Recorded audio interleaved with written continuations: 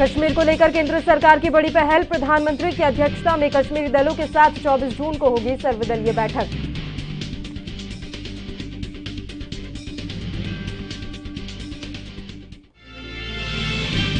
राज्य के सम्मान से होगा मिल्खा सिंह का अंतिम संस्कार। पंजाब के मुख्यमंत्री कैप्टन अमरिंदर सिंह ने कहा, पंजाब में एक दिन का रखा जाएगा शोक।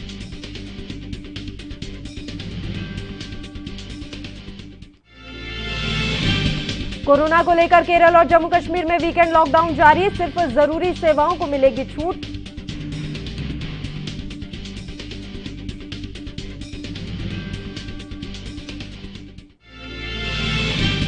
और उत्तराखंड में 2 दिन से हो रही लगातार मूसलाधार बारिश ने बढ़ाई चिंता। मौसम विभाग ने जारी किया अलर्ट।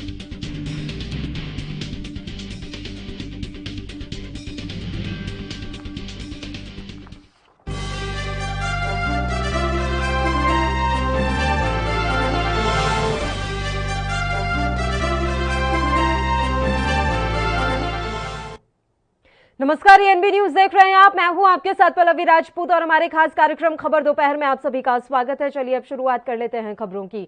जम्मू कश्मीर के बारामूला में उरी इलाके में 3 आतंकवादियों के सहयोगियों को सुरक्षा बलों ने गिरफ्तार कर लिया। पुलिस अधिकारियों के मुताबिक उत्तरी कश्मीर के बारामूला के उरी इलाके में सेना की RR 53 BN CRPF और SOG की संयुक्त टीमों ने तीनों आतंकवादी सहयोगियों को पकड़ा है। इनके पास से भारी मात्रा में गोला बारूद भी बरामद किया गया है। आधिकारिक सूत्रों ने गिरफ्तार किए गए आतंकियों के सहयोगियों की पहचान कुपवाड़ा के बादशाह खान के बेटे शराफत खान, कोलाब के मोहम्मद शाह के बेटे सज्जाद अहमद शाह, लालपोरा कुपवाड़ा और तंगमर्ग बारामूला के वली मोहम्मद राथर के बेटे शाहिद अहमद राथर के रूप में की है। सूत्रों के मुताबिक गिरफ्तार किए गए तीनों सहयोगियों के कब्जे से कुछ हथियार और गोला बारूद बरामद किया गया। पुलिस ने इनके पास से 2 पिस्तौल, 2 मैगजीन, 10 राउंड, 3 लाख रुपए कैश समेत प्रतिबंधित सामग्री और 5 चीनी हैंड ग्रेनेड बरामद करने का दावा किया है। तीनों की गिरफ्तारी और हथियारों की बरामदगी का मामला उरी थाने में दर्ज कर लिया गया है।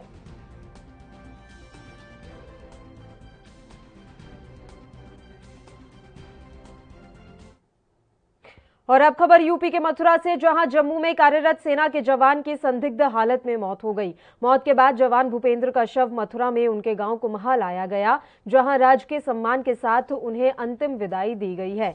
जवान के अंतिम संस्कार में शामिल होने के लिए हजारों की संख्या में लोग पहुंचे और भारत माता की जय के नारे भी लगाए। अंतिम संस्कार में शामिल लोगों की भारी संख्या को देखकर ये अंदाजा लगाया जा सकता है कि मौत की वजह चाहे जो भी रही हो, सेना के प्रति लोगों का जो सम्मान है वो देखते ही बनता है। बहरहाल ये आशंका जताई जा रही है कि जवान ने खुदकुशी की है। मामले की जांच में सेना के तमाम बड़े अधिकारी जुट गए हैं और फिलहाल इस समय कोई भी कहने से कतरा रहा है। तो वहीं जवान मृतक के परिजनों ने जवान को शहीद का दर्जा देने की मांग की है। आपको बता दें कि मृतक जवान का एक 7 साल का बेटा और एक बेटी भी है। जवान की मौत के बाद से ही परिजनों का रो रो कर बुरा हाल है।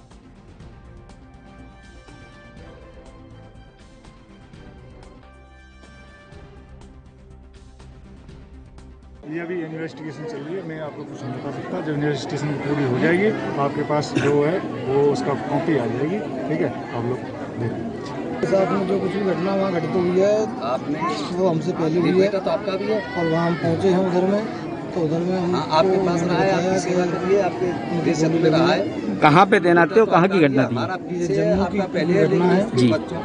उन्होंने यही बताया गोली लगी है। इसको लेकर के आपकी अधिकारियों से बात हुई है? बताया जा रहा है कोई सुसाइड का मामला है? अधिकारियों ने बोला कि ये शहीद हुए हैं जी और उनको शहीद का दर्जा दिया जाता है। न उन्होंने हमसे कोई लिखित लिया, न उन्होंने हमको कोई लिखित में कागज दिया है। तो अब यहाँ सब रखा है, इसको लेकर क्या कहें? क्या वो मौखिकी है और मौखिकी के बाद में भी जो वार्ता फोन वार्ता तक पीछे तक है, इधर तक है, वो भी यही है कि शहीद का दर्जा है। तो आप क्या चाहते हैं?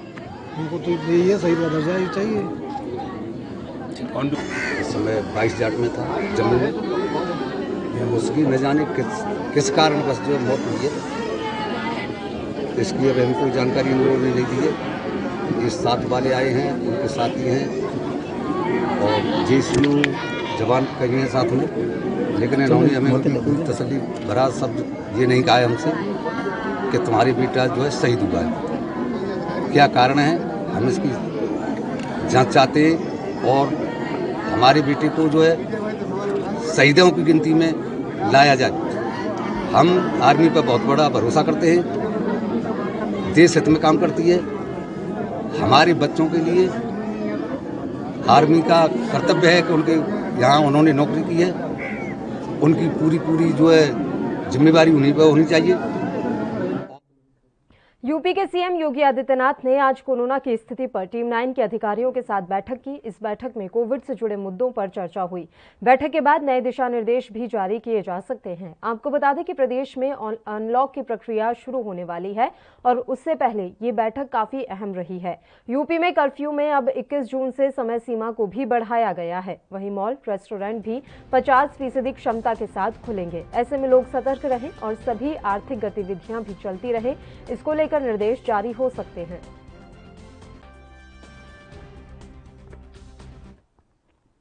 खेलों की दुनिया में उड़न सिख के नाम से मशहूर मिल्खा सिंह अब हमारे बीच में नहीं रहे।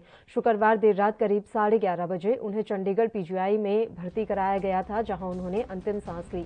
अब उनका पार्थिव शरीर चंडीगढ़ स्थित सेक्टर 8 के मकान नंबर 725 पर लाया जा चुका है। उनके बेटे भारतीय गोल्फर जीव मिल्खा सिंह समेत परिवार के सारे लोग इस समय घर में ही मौजूद हैं। परिवार के मुताबिक उनका पार्थिव शरीर दोपहर 3 बजे अंतिम दर्शन के लिए रखा जाएगा, जबकि शाम 5 बजे उनका अंतिम संस्कार सेक्टर 25 के शमशान घाट में किया जाएगा। इस बीच चंडीगढ़ पुलिस भी वीवीआई लोगों की आमद के मद्देनजर तमाम इंतजाम में जुटी हुई है। जानकारी के मुताबिक मिल्खा सिंह का अंतिम संस्कार पूरे राजकीय सम्मान के साथ किया जाएगा। इसके अलावा पंजाब के सीएम कैप्टन अमरिंदर सिंह ने एक दिन के शोक का भी ऐलान किया है। उधर केंद्रीय गृह राज्य मंत्री नित्यानंद राय ने मिल्खा सिंह के निधन पर शोक जताते हुए कहा कि फ्लाइंग सिख के नाम से प्रसिद्ध सुविख्यात धावक पद्मश्री मिल्खा सिंह जी के निधन का समाचार देश और खेल जगत के लिए अपूर्णीय क्षति है। ईश्वर दिवंगत आत्मा को शांति प्रदान करे। साथ ही उन्होंने राहुल गांधी के बयान पर भी प्रतिक्रिया दी है। मिल्खा सिंह का नहीं रहना, उनकी मृत्यु से इस देश को बहुत क्षति हुई है। मिल्खा सिंह एक ऐसे धावक, एक ऐसे खिलाड़ी थे जिन्होंने पूरे दुनिया में भारत का नाम रोशन किया, और उनका चला जाना बहुत ही दुखद है, बहुत ही दुखद है, अपूर्णीय क्षति। राहुल जी क्या बोलेंगे सिर्फ उन्हीं को पता है। आज माननीय प्रधानमंत्री जी के नेतृत्व में 7 वर्षों में गरीब कल्याण की जितनी योजनाएं हुई है और जितना विकास का काम हुआ है, उतना पहले कभी नहीं हुआ था, 70 वर्षों में नहीं हुआ था। आप उठाकर देखिए तो आज गरीबों के जीवन स्तर में कितना सुधार हुआ है, कितना बदलाव आया है। ठीक है, 1.25 वर्षों के इस काल खंड में कोरोना के कारण पूरी दुनिया तबाह हुई है, उसमें भारत भी कोरोना के कारण निश्चित रूप से तबाह तो नहीं कर सकते, लेकिन निश्चित रूप से भारत को बहुत नुकसान हुआ है। और अगर मोदी जी नहीं होते तो सोचिए कि इस कोरोना काल में क्या होता। आज एक बड़े बड़े समीक्षक भी कहते हैं कि इस कोरोना काल में मोदी जी के दूरदृष्टि के कारण इस भारत को नुकसान कम हुआ है। जो भी हुआ है उसको मैं नहीं कहता कि कम हुआ है और बहुत दुखदाई है, लेकिन अगर मोदी नहीं होते। उत्तराखंड के कई हिस्सों में बीते कुछ दिनों से जबरदस्त बारिश हो रही है। भारी बारिश के कारण नदियों में जलस्तर बढ़ गया है, तो जगह जगह भूस्खलन का खतरा भी पैदा हो गया है। अलकनंदा नदी में जहां बारिश के बाद उफान देखा जा रहा है, वहीं टिहरी गढ़वाल में जबरदस्त भूस्खलन हुआ है, जिसके बाद राष्ट्रीय राजमार्ग संख्या 58 को बंद कर दिया गया है। वहीं बागेश्वर जिले के कपकोट क्षेत्र में एक जेसीबी भूस्खलन की चपेट में आ गया, जिससे चालक की जान चली गई। भारी बारिश की वजह से उत्तराखंड के पौड़ी गढ़वाल में कई इलाके इस समय पानी में डूब गए हैं। श्रीनगर में निचले इलाकों में जगह जगह पानी भरा हुआ है। अलकनंदा नदी में पानी का स्तर कई गुना अधिक हो गया है। एक वीडियो भी सामने आया है जिसमें देखा जा सकता है कि किस तरह नदी में पानी की तेज धार बह रही है। उत्तराखंड में भारी वर्षा के बीच टिहरी गढ़वाल में ब्यासी के पास जबरदस्त भूस्खलन हुआ, जिसके कारण राष्ट्रीय राजमार्ग संख्या 58 बंद हो गया है। यह राजमार्ग ऋषिकेश श्रीनगर हाईवे के तौर पर मशहूर है। वीडियो में भूस्खलन के बाद भारी मात्रा में हुए मलबे को नीचे सड़क पर गिरते देखा जा सकता है। बागेश्वर जिले के कपकोट क्षेत्र में भूस्खलन के कारण एक जेसीबी दुर्घटनाग्रस्त हो गई। पिंडर घाटी के बधियाकोट किलपारा मोटर मार्ग में सड़क निर्माण कार्य चल रहा था, लेकिन तभी वहां जमीन धंसने और भूस्खलन के कारण जेसीबी गहरी खाई में गिर गई है। इस हादसे में जेसीबी चालक की भी जान चली गई।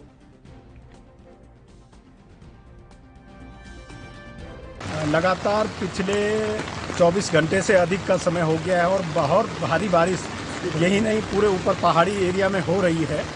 और इस स्थिति में जीवीके डैम द्वारा लगातार पानी छोड़ा जा रहा है, जिससे कि नदी तट पे रहने वाले लोग काफ़ी खतरा महसूस कर रहे हैं। हम लोग काफ़ी डरे हुए हाल में इस समय यहाँ पर हैं। जैसा आप देख सकते हैं कि बारिश अभी भी रुकी नहीं है और पानी लगातार बढ़ता जा रहा है, तो काफ़ी भय का पूरी ऊंचे इलाकों में भी और स्वयं श्रीनगर में भी इससे अलकनंदा का जो जलस्तर है काफ़ी बढ़ गया। अभी फिलहाल वो खतरे के निशान से ऊपर बह रही है। कि रात को ये हो शुरू होता है और क्योंकि बारिश लगातार है, इसलिए कभी ये जो ट्रेंड होता है वो इंक्रीज़ कर रहा है, कभी स्टेबल रह रहा है और कभी डिक्रीज़ कर रहा है। फिलहाल जो है स्थिति ये है कि अलकनंदा का जो जलस्तर है खतरे से ऊपर है। हमारी पूरी तैयारियाँ हैं, SDRF अलर्ट मोड में है। नगर पालिका के माध्यम से बार बार अनाउंसमेंट किया जा रहा है कि जो लोग हैं वो नदी तट के समीप ना जाएं और एहतियात बरतें। ये लगातार हमारी तरफ से अनाउंसमेंट हो रहा है। नेपाल में भारी बारिश से बाढ़ की स्थिति बन गई है। बाढ़ के कारण कई इलाकों से लोगों को सुरक्षित स्थानों पर पहुंचाया गया है। मध्य नेपाल में बादल फटने की आशंका के चलते पूरा इलाका टापू में तब्दील हो गया है। इलाके में रहने वाले सैकड़ों परिवारों ने मुख्य बाजार चौक से कुछ 100 मीटर की दूरी पर स्थित एक स्थानीय स्कूल में शरण ली है। वहीं सिंधुपाल चौक में अचानक आई बाढ़ में कई लोगों के बहने की संभावना जताई जा रही है। सूत्रों से मिली जानकारी के मुताबिक 3 भारतीय समेत इसमें 23 लोग लापता हो गए हैं। इसमें चीनी लोग भी शामिल हैं। बताया जा रहा है कि मध्य नेपाल में पिछले 4 दिनों से भारी बारिश हो रही है। बारिश के चलते जगह जगह जल जमाव की स्थिति पैदा हो गई है। गुरुवार की सुबह सिंधुपाल चौक में अचानक बादल फट गया, जिसमें 26 लोग लापता हो गए। रेस्क्यू ऑपरेशन चालू है। मीडिया रिपोर्ट्स के मुताबिक मेलमछली नदी के किनारे स्थित गांवों में करीब 300 झोपड़ियां बह गईं। वहीं लामजुंग जिले में भी कई घर पानी में बह गए।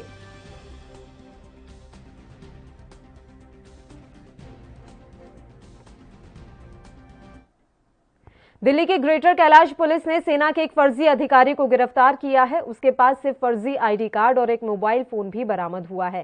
गिरफ्तार किया गया शख्स खुद को आर्मी का कैप्टन बताता था। अब वह पुलिस के हत्थे चढ़ गया है। उसका पाकिस्तान से कनेक्शन भी सामने आया है। हैरानी की बात यह है कि नकली आर्मी अधिकारी पाकिस्तानी खुफिया एजेंसी ISI के हनी ट्रैप में भी फंस गया। आरोपी की पहचान दिल्ली के ही मोहन गार्डन के रहने वाले 40 साल के दिलीप कुमार के रूप में की गई है।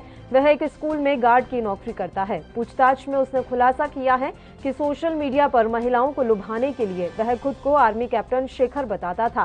गिरफ्तारी के समय वह किसी लड़की के साथ ग्रेटर कैलाश में डेट पर भी जाने वाला था।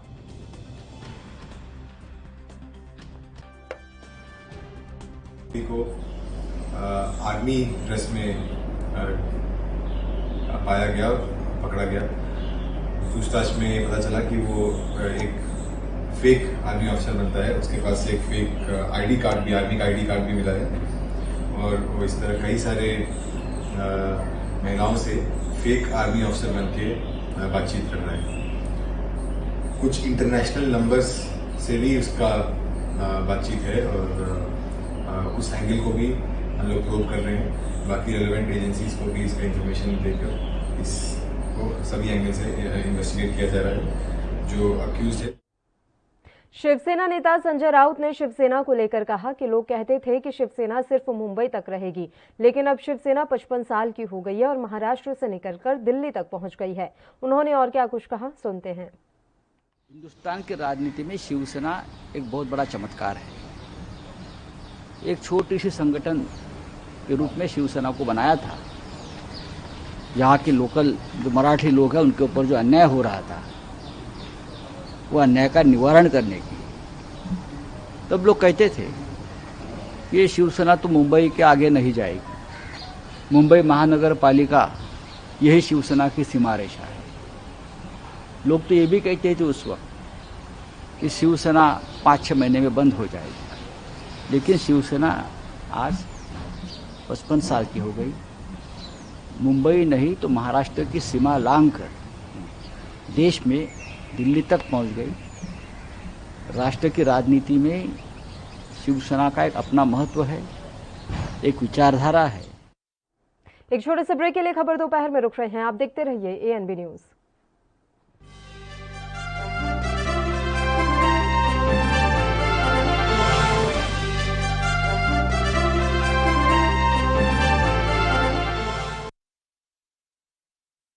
कम ब्रेक और ज्यादा खबरों के साथ देखिए ANB news in channel number पर।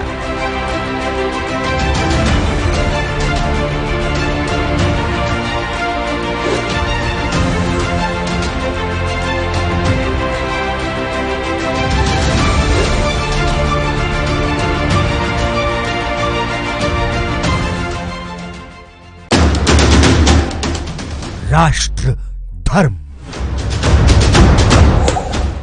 रात 8 बजे सिर्फ एएनबी न्यूज पर।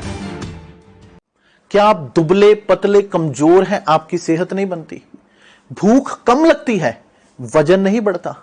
दरअसल मेन बात खाना पीना खाना नहीं है, मेन बात है खाया पिया लगना। और अगर खाया पिया लगेगा ही नहीं तो सेहत बनेगी कैसे? इसलिए हमारी संस्था सन्यासी आयुर्वेदा ने एक ऐसी दवा बनाई है जो कि आपके पाचन तंत्र को, आपके लीवर सिस्टम को ठीक करने का काम करती है, ताकि आप जो भी खाएं उसका पूरे का पूरा निचोड़ आपके शरीर को लगे, आपकी भूख बढ़े, खाया पिया सही से लगे, नया खून बने, हड्डियों में जान आए, वजन बढ़े, ताकत बढ़े, चेहरे पर नूर आए और आप मोटे तगड़े खूबसूरत पर्सनैलिटी के मालिक बन जाएं। यह दवा पूरी तरह से आयुर्वेदिक होती है। इसका शरीर पर कोई भी साइड इफेक्ट, कोई भी नुकसान या दुष्प्रभाव नहीं होता। लड़के लड़कियां दोनों इसका इस्तेमाल कर सकते हैं और पहले 15 दिन के अंदर ही आपको इसका असर महसूस हो जाएगा। सिर्फ 650 रुपए की पूरे 1 महीने की दवा होती है और आप इसे घर बैठे 01145454545 पर फोन करके दवा मंगवा सकते हैं।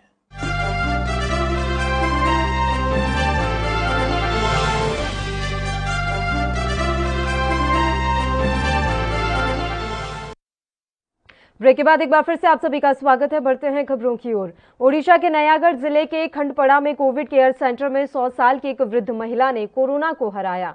जिला कलेक्टर ने बताया कि यहां कोरोना से संक्रमित एक वृद्ध महिला भर्ती हुई थी। डॉक्टरों ने उनकी देखभाल की और कोरोना से उन्होंने जंग जीत ली। ये हमारे लिए खुशी की बात है।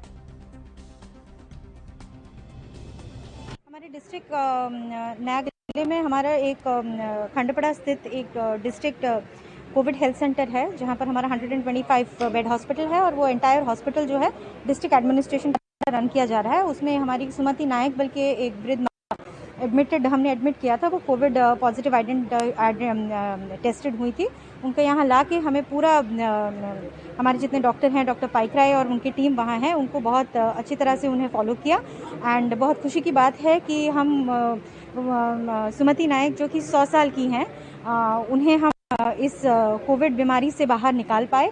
और ये एक बहुत मोटिवेट करता है ना ही हमारे मेडिकल टीम को, बट बहुत लोगों को जो कि कोविड पॉजिटिव होते हैं और हताश हो जाते हैं और ये डिमोटिवेट होकर उनकी तबीयत और ख़राब हो जाती है और एक नेगेटिविटी सोसाइटी में। कांग्रेस नेता दीपक सिंह ने योगी सरकार पर हमला करते हुए कहा कि राज्य में फर्जी वैक्सीन लगाई गई है। अपनी नाकामी को छिपाने के लिए सरकार ने घोटाले किए हैं। उन्होंने किसानों को लेकर भी प्रतिक्रिया दी है।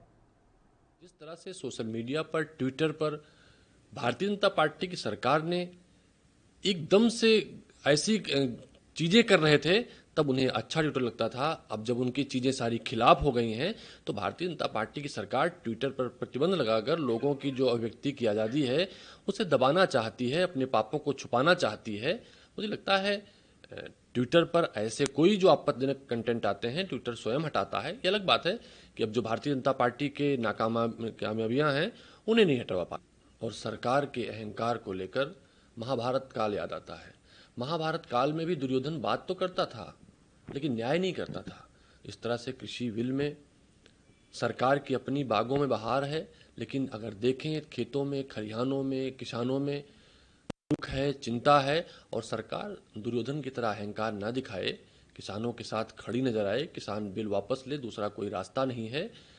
हमारे देश का किसान खुशहाल रहेगा, देश की सरकार, देश तभी खुशहाल रह सकता है। उत्तर प्रदेश में भी मुख्यमंत्री जी ने कहा था मुकदमे कर देंगे, उन्होंने धमकाया था कि हम टेस्ट कर रहे हैं, ये कर रहे हैं। जिस तरह से पाप को छुपाने के लिए फर्जी टेस्ट सरकार के इशारे पे किए गए, जघन्य अपराध है। मौत का तांडव खेला गया, लोगों को मरने के लिए छोड़ दिया गया, फर्जी टेस्ट करा के सरकार ने अपनी पीठ थपथपाने का काम किया।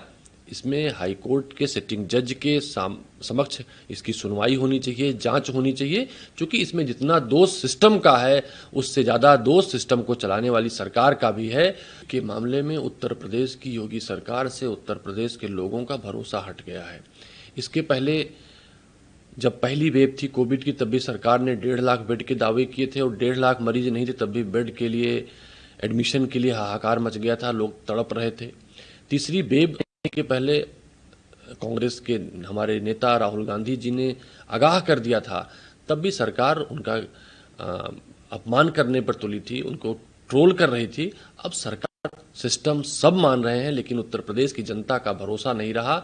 बेहतर हो उत्तर प्रदेश की जनता से क्षमा याचना करके योगी जी अपने पद को त्याग। देश में दुनिया का सबसे बड़ा वैक्सीनेशन अभियान चलाया जा रहा है, जिसके तहत देश में 21 जून से जान है तो जहान है अभियान चलाया जाएगा, जिसे लेकर केंद्रीय मंत्री मुख्तार अब्बास नकवी ने अपनी प्रतिक्रिया दी है। साथ ही ट्विटर के मुद्दे पर भी केंद्रीय मंत्री ने अपनी प्रतिक्रिया दी।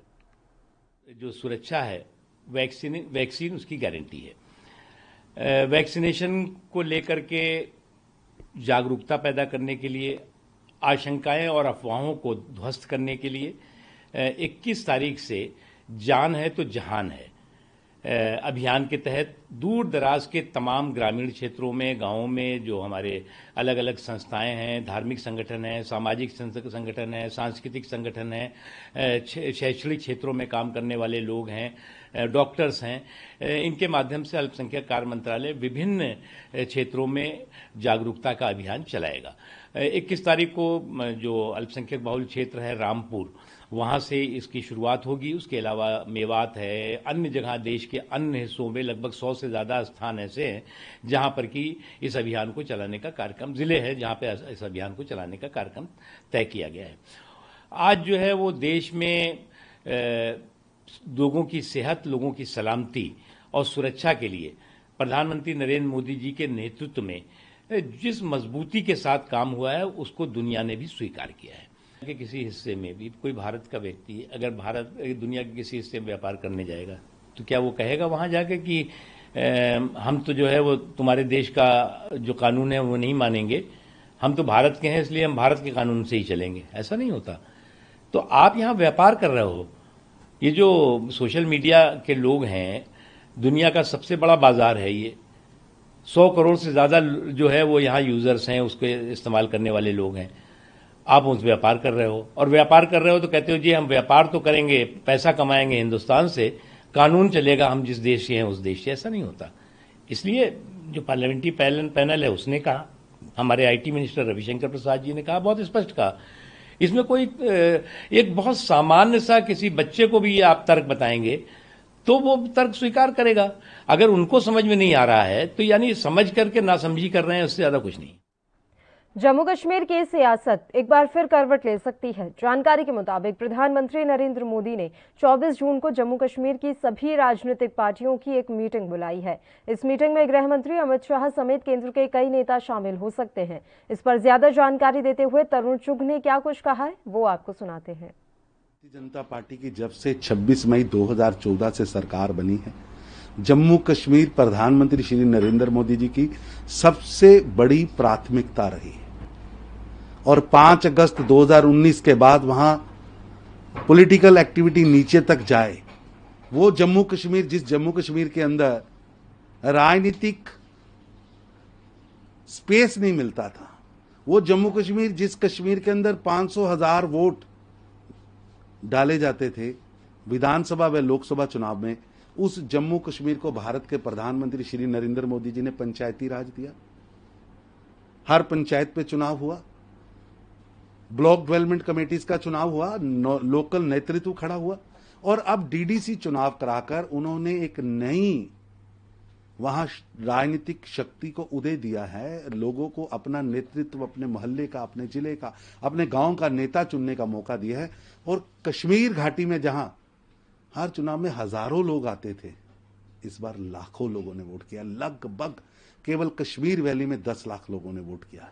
मैं समझता हूं ये भारत के प्रधानमंत्री श्री नरेंद्र मोदी जी के जम्मू कश्मीर में लोकतंत्र को और मजबूत करने के लिए, आम नागरिक को अधिकार देने के लिए जो प्रयास चल रहे हैं, उनमें ये एक माइलस्टोन्स पंचायती राज, बीडीसी चुनाव और डीडीसी चुनाव है। और उसी प्रक्रिया में ये एक बहुत बड़ा सबको मिलकर बैठकर जम्मू कश्मीर कैसे आगे बढ़ना है उसका प्लान किया है। प्रधानमंत्री जी ने वहां अब एजेंडा देश की तरक्की, कश्मीर के लोगों को लोकतंत्र का अधिकार, वहां के अंदर पर्यटन, वहां उद्योग, वहां की इंडस्ट्रियल पॉलिसी, वहां का पर्यटन किस तरह और आगे बढ़े और वहां के विकास के अंदर एक नई विकास गाथा लिखी जा सके, उस ओर लेकर निकले हैं। और निश्चित रूप से प्रधानमंत्री के इन प्रयासों से जम्मू कश्मीर के नागरिकों को और खासतौर पर कश्मीर के हमारे भाइयों को वहां पर्यटन, जम्मू के अंदर पर्यटन, उन दोनों जगह के पर्यटन के विकास को, उद्योग के विकास को एक नई दिशा मिलेगी। और जम्मू कश्मीर भारत के बाकी प्रांतों की तरह तेजी से बढ़ने वाली अर्थव्यवस्था, तेजी से बढ़ने वाला पर्यटन और तेजी से बढ़ने वाली डेवलपमेंट की ओर बढ़ रहा है कि देश के 80 करोड़ नागरिकों को भारत के प्रधानमंत्री श्री नरेंद्र मोदी जी ने गरीब कल्याण योजना के तहत अनाज भेजा है। और पिछले साल भी 8 महीने प्रधानमंत्री श्री नरेंद्र मोदी जी ने 80 करोड़ लोगों को अनाज दिया था। उसी के तहत इस साल भी 3 महीने और अब इसको दीपावली तक बढ़ा दिया है, जो एक बहुत बड़ी राहत है। कोविड-19 और कोविड-20 का जो दौर है, इस कोविड के दौर में हमारे लोग आगे बढ़ सकें, आत्मनिर्भर हो सकें, कोई भूखा ना सोए। इसलिए प्रधानमंत्री श्री नरेंद्र मोदी जी ने जो अब ये कदम उठाया है ताकि गरीब का भेजा हुआ अनाज कहीं कोई गलत हाथों में न पड़ जाए, इसके लिए एहतियात बरतना, क्योंकि जो चीज देश के प्रधानमंत्री गरीबों के लिए देना चाहते हैं कहीं आगे पीछे ना हो, ये उसका प्रयास है। मैं इसकी सराहना करता हूं। बुलेटिन में खबरों का सिलसिला लगातार जारी रहेगा। रुकते हैं एक छोटे से ब्रेक के लिए।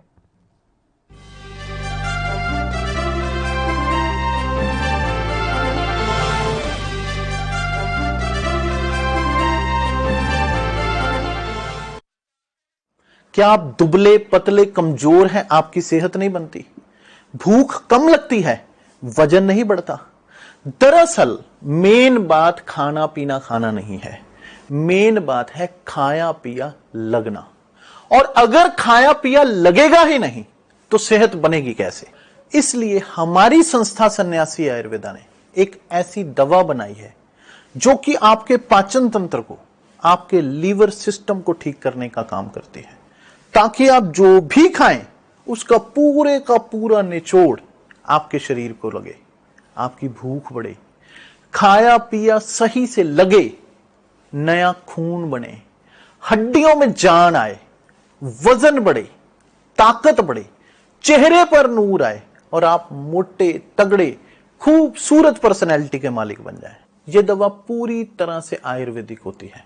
इसका शरीर पर कोई भी साइड इफेक्ट, कोई भी नुकसान या दुष्प्रभाव नहीं होता। लड़के लड़कियां दोनों इसका इस्तेमाल कर सकते हैं और पहले 15 दिन के अंदर ही आपको इसका असर महसूस हो जाएगा। सिर्फ 650 रुपए की पूरे 1 महीने की दवा होती है और आप इसे घर बैठे 011 45 45 45 45 पर फोन करके दवा मंगवा सकते हैं।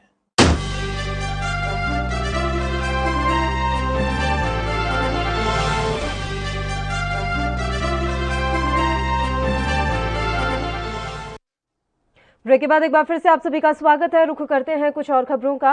प्रधानमंत्री नरेंद्र मोदी 24 जून को जम्मू कश्मीर को लेकर सभी राजनीतिक दलों के साथ बैठक की अध्यक्षता कर सकते हैं। इस पर बीजेपी नेता आरपी सिंह ने प्रतिक्रिया दी है।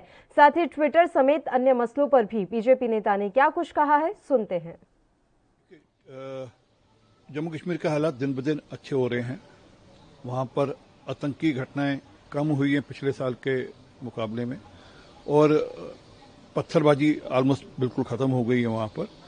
और उदाहरण के लिए वैक्सीनेशन ड्राइव कुछ डिस्ट्रिक्ट्स में ऑलमोस्ट 100% भी हो गया है, कुछ 4 डिस्ट्रिक्ट्स में, और कश्मीर में भी बहुत अच्छी तरह एक्सेप्ट किया जा रहा है वैक्सीनेशन ड्राइव। तो एक अच्छा माहौल है, और पॉलिटिकल पार्टीज़ का, बाकी पॉलिटिकल पार्टीज़ का ये हमेशा दबाव रहा है कि वहाँ पर वापस से पॉलिटिकल एक्टिविटी शुरू की जाए। तो मुझे लगता है कि इस समय माहौल ऐसा है कि जहां कुछ इस प्रकार की गतिविधि सोची जा सकती है। शायद प्रधानमंत्री जी उसी विषय को सोचकर, जहां कुछ और विषय होंगे, ओवरऑल जम्मू कश्मीर की स्थिति कैसी है इस बारे में विपक्षी पार्टियों से चर्चा हो सकती है। ट्विटर को समझना चाहिए कि पार्लियामेंट्री पैनल ऑपोजिशन लीडर द्वारा हेड किया जाता है, उसमें शशि थरूर उसको हेड कर रहे हैं। और अगर देश का पक्ष और विपक्ष दोनों एक साथ मिलकर अगर कोई बात करें तो उनको समझ में आना चाहिए ये देश का कानून है। वो जो ये सोचते हो कि हम लोग देश के कानून से ऊपर हैं, हम कोई एक नई ईस्ट इंडिया कंपनी यहाँ पे बना लेंगे और हम जो चाहेंगे वो करेंगे, यहाँ से पैसा भी लेंगे, यहाँ से पैसा भी कमाएंगे और यहाँ के कानून के अनुसार हम काम भी नहीं करेंगे, तो ऐसा हो नहीं सकता। उनको और बहुत छोटा सा निवेदन सरकार की तरफ से, जो कानून में अमेंडमेंट है बहुत छोटा सा है, वो है कि आप अपने यहाँ 3 अधिकारी तय करो जो आपके यहाँ क्या हो रहा है उसकी जानकारी जो आपसे पूछे उसको दे सके, और वो भारत में रहने वाले लोग होने चाहिए जिनको आप तय करो। अगर उसमें भी उनको दिक्कत है तो उनको कानून का दायरे में आना पड़ेगा, और कानून के अंतर्गत उनके खिलाफ जो गतिविधि होगी, जो कार्य उनके पक्ष में जब विपक्ष में हो सकता है उसके अनुसार होगा। देखिए, सरकार लगातार जो पहले 11 राउंड की मीटिंग उसमें भी लगातार ये कहती रही कि हम लोग कानून में कोई आपको कुछ गलत दिखता हो तो उसमें बताएं। मैं उदाहरण के लिए 2 बातें कहता हूं। कहते थे कि एमएसपी हटा दी जाएगी। एमएसपी तो सरकार ने पिछले साल से कई गुना ज्यादा एमएसपी पे खरीद की इस साल, और पंजाब में तो सबसे ज्यादा खरीद की एमएसपी पे भारत सरकार ने। दूसरा कहते थे मंडियां बंद हो जाएंगी, मंडियां आज भी चल रही हैं। तीसरा कहते थे कि गरीब किसान की जमीन खोस ली जाएगी। पिछले साल भर में कौन से किसान की जमीन खोसी गई वहां पर ये बता दिया जाए। तो उसमें क्या कि एक भ्रम की स्थिति खड़ी कर राजनीतिक कारणों से ये पूरा आंदोलन चल रहा है। उसमें विपक्षी दल भी उसमें हिस्सेदार हैं, और अपने राजनीतिक रोटियां सेकने के लिए, अपने राजनीतिक लाभ के लिए इस प्रकार का काम करें। परंतु फिर भी सरकार की तरफ से खुला निमंत्रण है कि कानून में कोई संशोधन चाहते हैं तो सरकार उसमें करने को तैयार है। परंतु कानून क्योंकि पूरे भारत भर के किसानों के हित में है, कोई 2 प्रदेशों के चलते हुए पूरे भारत के लिए जो कानून बना उसको बदल नहीं सकते। कुल मिलाकर कोई 2-2.5 दुकानें होंगी दिल्ली में। उनमें अगर ईपीएस डिवाइस चलेगा तो ये जानकारी मिल जाएगी कि किसको राशन मिल रहा है। दिल्ली में जो 72 लाख लोगों को राशन मिल रहा है उनमें किस किस को राशन मिल रहा है।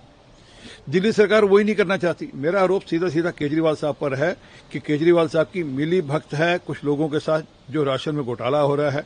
दिल्ली में एक प्रकार का एक राशन माफिया काम कर रहा है, जो दिल्ली सरकार के साथ मिला हुआ है। दिल्ली के जो तंत्र है पीडीएस का, उसमें मिला हुआ है, और जो गरीब आदमी का राशन है वो बाहर बेचता है। नहीं तो दिल्ली सरकार को आज लगभग 2 साल से भारत सरकार कह रही है कि आप ईपीएस सिस्टम लागू करो, जिससे ये जानकारी मिल जाए कि गरीब आदमी को राशन मिला नहीं मिला। वो क्यों नहीं लागू कर रही? पीएम मोदी घाटी के सभी राजनीतिक दलों के साथ इसी महीने के अंत में एक अहम बैठक करने वाले हैं।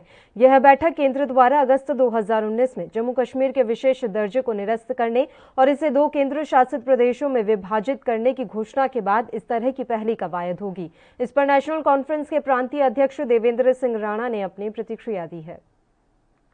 जहां तक मेरी इत्तला है, अभी तक कोई आधिकारिक आमंत्रण नहीं आया है। बातचीत के लिए हमारे दरवाजे हमेशा खुले हैं, क्योंकि हम ये समझते हैं कि लोकतंत्र में बातचीत एक ज़रूरी चीज़ और लाजिम चीज़ है, और कोई भी बातचीत जो कि जम्मू कश्मीर राज्य के और जम्मू कश्मीर के राज्य के लोगों की बेहतरी के लिए होगी, उसका हम खैर मकदम करते हैं। हालांकि अभी तक कोई ऐसा आधिकारिक आमंत्रण नहीं आया है। जैसे ही ये आमंत्रण आएगा तो इस पे पार्टी और उसकी क़यादत फैसला करेगी कि आगे की क्या रणनीति हो।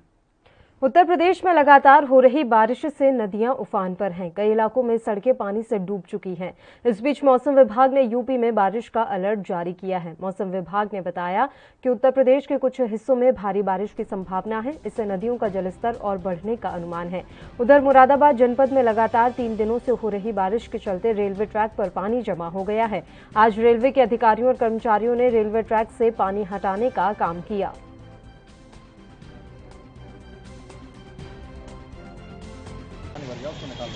कौन सी ट्रैक है ये ओसी साइड है। कितना पानी भर गया? ट्रैक डूब गया। ट्रैक डूब गया तो पानी निकाल जाए आप? पानी निकाल। क्या मानते हैं कि बारिश और तेज होगी और भरेगा पानी? बारिश तेज होगी तो निकालते रहेंगे। और कहीं भी भरा है पानी इस ट्रैक के अलावा? पहाड़ी और मैदानी इलाकों में लगातार हो रही बारिश से जनजीवन बेहाल है। इसी बीच हरिद्वार के बाद अब बिजनौर बैराज से भी पानी छोड़े जाने की सूचना है। खबर है कि बिजनौर बैराज से शनिवार को 1,34,000 क्यूसेक पानी छोड़ा गया है। संभावना है कि रविवार सुबह गढ़ क्षेत्र में यह पानी पहुंच जाएगा, जिससे लोगों की परेशानियां बढ़ सकती हैं। ऐसे में बाढ़ के खतरे को देखते हुए प्रशासन ने अलर्ट जारी किया है। शनिवार को हापुड़ में अधिकारियों ने ब्रिजघाट पहुंचकर स्थिति का जायजा लिया। बताया गया कि यहां गंगा दशहरा को लेकर विशेष सतर्कता बरती जा रही है।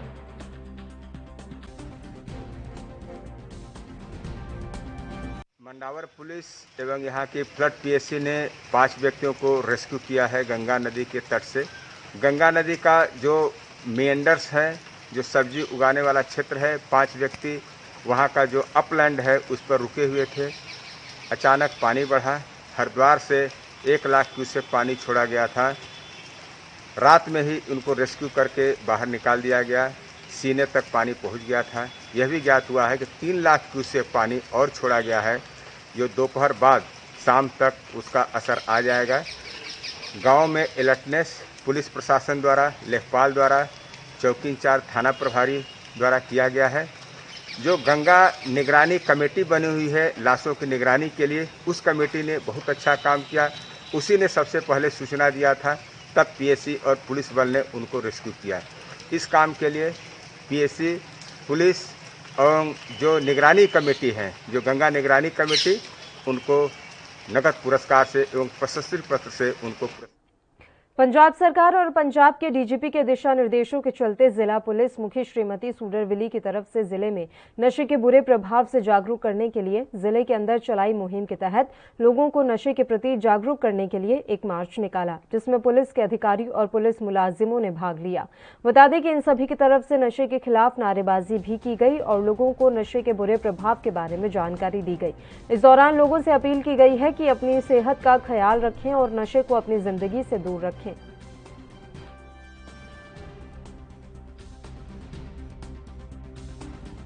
ਐਸਐਸਪੀ ਸਾਹਿਬ ਦੀਆਂ ਹਦਾਇਤਾਂ ਦੇ ਮੁਤਾਬਕ ਜਿਹੜਾ 26 ਤਰੀਕ ਨੂੰ ਨਸ਼ਾ ਵਿਰੋਧੀ ਦਿਵਸ ਅਸੀਂ ਮਨਾਉਣ ਜਾ ਰਹੇ ਹਾਂ, ਉਹਦੇ ਲਈ 15 ਜੂਨ ਤੋਂ ਲੈ ਕੇ 26 ਜੂਨ ਤੱਕ ਅਸੀਂ ਲੋਕਲ ਐਨਜੀਓ ਦੇ ਸਹਿਯੋਗ ਨਾਲ ਔਰ ਪੁਲਿਸ ਮੁਲਾਜ਼ਮਾਂ ਦੇ ਸਹਿਯੋਗ ਨਾਲ ਅਸੀਂ ਇੱਕ ਅੱਜ ਤਖਤੀ ਰੈਲੀ ਕੱਢ ਰਹੇ ਹਾਂ ਸ਼ਹਿਰ ਮੁਕਤਸਰ ਦੇ ਅੰਦਰ, ਜਿਸ ਦੇ ਵਿੱਚ ਅਸੀਂ ਆਮ ਪਬਲਿਕ ਨੂੰ ਇਹ ਮੈਸੇਜ ਦੇ ਰਹੇ ਹਾਂ ਵੀ ਆਪਣੇ ਬੱਚਿਆਂ ਨੂੰ ਨਸ਼ਿਆਂ ਤੋਂ ਦੂਰ ਰੱਖੋ। ਔਰ ਇਸ ਤੋਂ ਇਲਾਵਾ ਵੀ ਅਸੀਂ ਪਿੰਡ-ਪਿੰਡ ਜਾ ਕੇ ਸਾਡੀਆਂ ਵੱਖਰੀਆਂ ਟੀਮਾਂ ਸਾਰੇ ਐਸਐਚਓਜ਼ ਦੀਆਂ, ਡੀਐਸਪੀ ਸਾਹਿਬਾਨ ਦੀਆਂ ਕੱਲੇ ਪਿੰਡ ਜਾ ਕੇ ਅਸੀਂ ਪਬਲਿਕ ਦੇ ਨਾਲ ਮੀਟਿੰਗਸ ਕਰ ਰਹੇ ਹਾਂ ਵੀ ਜਿਹੜੀ 26 ਤਰੀਕ ਨੂੰ ਨਸ਼ਾ ਵਿਰੋਧੀ ਦਿਵਸ ਆ, ਉਸ ਤੋਂ ਪਹਿਲਾਂ ਅਸੀਂ ਇੱਕ ਪੜ੍ਹਨ ਕਰੀਏ ਵੀ ਅਸੀਂ ਨਵੀਂ ਜਨਰੇਸ਼ਨ ਨੂੰ ਬਿਲਕੁਲ ਨਸ਼ਿਆਂ ਤੋਂ ਦੂਰ ਰੱਖਾਂਗੇ। ਔਰ ਜੇਕਰ ਕੋਈ ਨਸ਼ਿਆਂ ਦਾ ਕੋਈ ਤਸਕਰ ਦੀ ਜਾਂ ਕੋਈ ਇਦਾਂ ਦੀ ਕੋਈ ਗੱਲ ਸਾਹਮਣੇ ਆਉਂਦੀ ਹੈ ਤਾਂ ਅਸੀਂ ਉਸ ਦੀ ਇਤਲਾਹ ਸੱਚੇ ਸੁੱਚੇ ਤਰੀਕੇ ਨਾਲ ਪੰਜਾਬ यूपी की सिद्धार्थनगर में नहर के निर्माण के लिए अधिकृत की गई भूमि में जिम्मेदार अधिकारियों की मिलीभगत से सरकारी धन का बड़े पैमाने पर बंदरबांट किया गया है। दरअसल खजनही के गांव में गाटा संख्या 344 की जमीन को सड़क की जमीन दिखाकर लगभग 77,46,000 रुपए का भुगतान करा दिया गया और पैसे का बंदर बांट कर लिया गया। जिलाधिकारी दीपक मीणा ने मामले का संज्ञान लेते हुए जब जांच उप जिलाधिकारी शोहरतगढ़ से करवाई तो पता चला कि जमीनों पर 81,41,800 रुपए का अधिक भुगतान किया जा चुका था।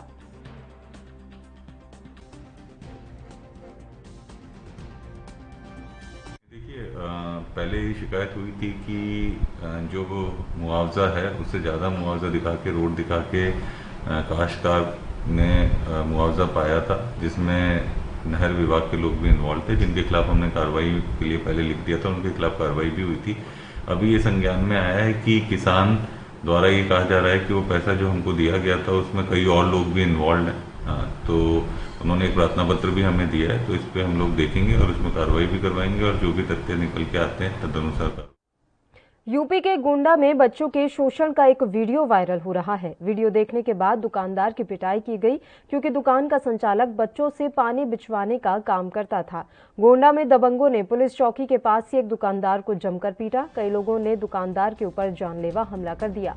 दुकान के संचालक ने अपने कई साथियों के साथ बस स्टॉप पर दुकानदार को जमकर पीटा।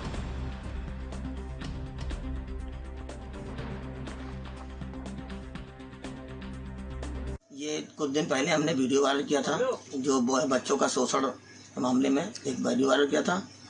पराग जो रोडवेज के अंदर पराग है, उन्होंने जो है बच्चों को शोषण के पानी बिछाया, तो उसको मैंने वीडियो वायरल किया था।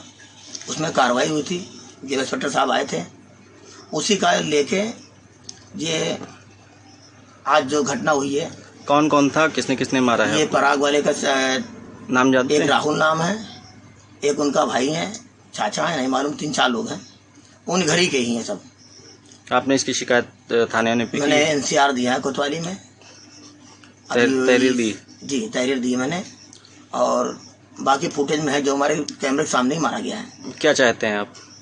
हम सजा चाहते हैं उनको। आपको कोई धमकी भी दी है? धमकी मिली, जान से मार देंगे, ये कर देंगे, जिसमें हमारे मोहल्ले के 2। यूपी के एटा में बाइक डिसबैलेंस होने पर बाइक को बचाने के चक्कर में पुलिस की सरकारी गाड़ी और बाइक की भीषण टक्कर हो गई। वहीं गश्त के दौरान थाना रिजौर की सरकारी पुलिस की जिप्सी और बाइक टकराने के बाद और खड्डे में जा गिरी। मामले में 3 बाइक सवारों, 3 पुलिस कर्मियों सहित 6 लोग गंभीर रूप से घायल हुए हैं। वहीं दूसरी ओर बाइक डिसबैलेंस होने के चलते एक बाइक सवार, एक बच्चा और एक महिला ने रास्ते में ही दम तोड़ दिया। फिलहाल पुलिस ने मृतक तीनों शवों को पोस्टमार्टम के लिए भिजवा दिया है।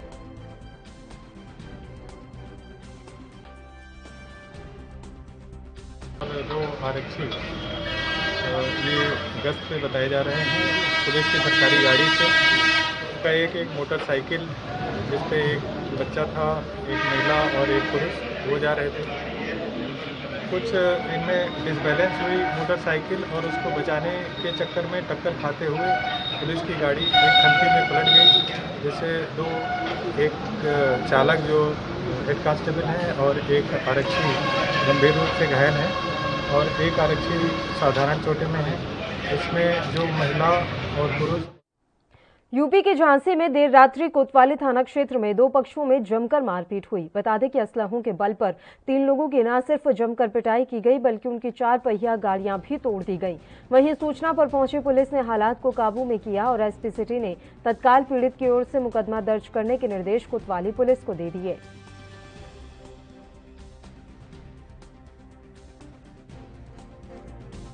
21 को समय लगभग 21:30 बजे अमित साहू की अंग्रेजी शराब की दुकान पर अमित, सौरभ साहू, आकाश ठाकुर एवं राजा द्वारा अभिषेक यादव, गौरव एवं एक अन्य व्यक्ति के साथ मारपीट की गई एवं उनके गाड़ियों को क्षति पहुंचाई गई है। प्रकरण में उच्चाधिकारीगण द्वारा निरीक्षण घटनास्थल किया गया एवं विधि सम्मत कार्रवाई निर्देशित किए गए हैं। घायलों का चिकित्सीय परीक्षण कर अभियोग पंजीकरण। फोर्टिस हेल्थ केयर ने कोरोना वैक्सीन ले चुके स्वास्थ्य कर्मचारियों पर एक स्टडी की है, जिसमें सामने आया है कि इन तमाम स्वास्थ्य कर्मचारियों में से केवल 0.05% कर्मचारी कोविड संक्रमण से गंभीर रूप से बीमार हुए। रिपोर्ट के मुताबिक दोनों वैक्सीन ले चुके जिन स्वास्थ्य कर्मचारियों को वैक्सीन के बाद कोरोना संक्रमण हुआ, उनमें से ज्यादातर घर पर ही ठीक हो गए। वहीं करीब 7% को मॉडरेट लक्षण थे और उन्हें ऑक्सीजन सपोर्ट की जरूरत पड़ी, जबकि केवल 1% लोगों में गंभीर लक्षण देखे गए और उन्हें आईसीयू या वेंटिलेटर की जरूरत पड़ी। ये स्टडी जनवरी से लेकर मई के बीच फोर्टिस अस्पताल के करीब 16,000 स्वास्थ्य कर्मचारियों पर की गई थी। ये वही दौर था जब भारत कोरोना वायरस की खतरनाक दूसरी लहर से भी जूझ रहा था और भारत में रोजाना 3 से 4 लाख केस दर्ज हो रहे थे।